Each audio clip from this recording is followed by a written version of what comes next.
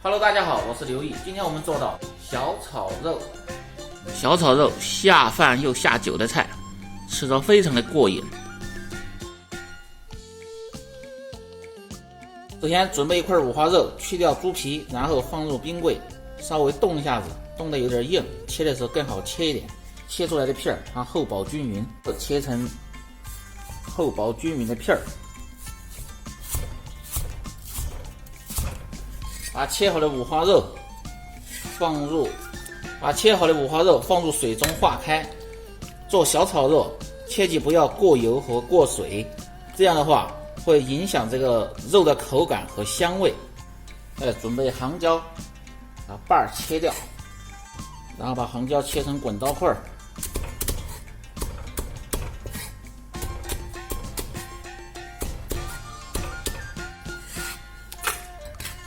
准备小米辣，也切成滚刀块。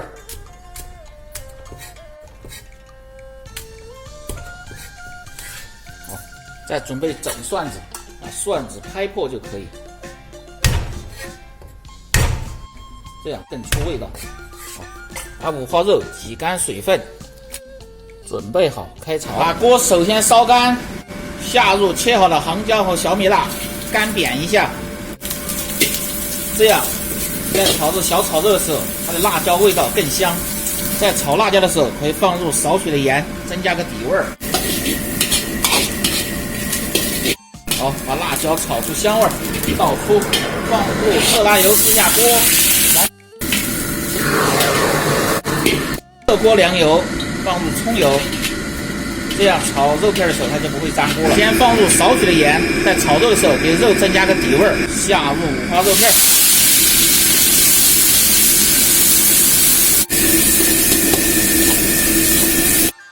炒小炒肉一定要放在火上，这样小火里慢慢炒出油脂，炒出肉的香味儿。炒至肉片卷曲，下入少许的老抽，上个颜色，然后放入料酒，去腥增香，然后下入蒜子，煸炒出香味。炒香过后，放入辣椒，翻炒，放入少许的蚝油和老干妈。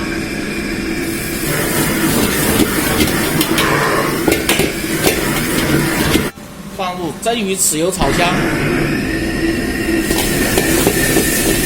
调味儿鸡精、味精和少许的白糖，翻炒均匀，即可出锅。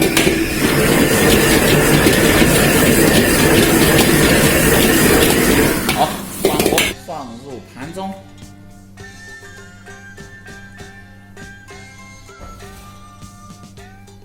小炒肉就做好了。如果你每天不知道吃什么做什么的，就关注我，美食每天更新。小炒肉家常做法，吃得非常的过瘾，非常的费米饭。关注西瓜视频美食刘毅，这里总有你喜欢的美食的做法。感谢大家的支持。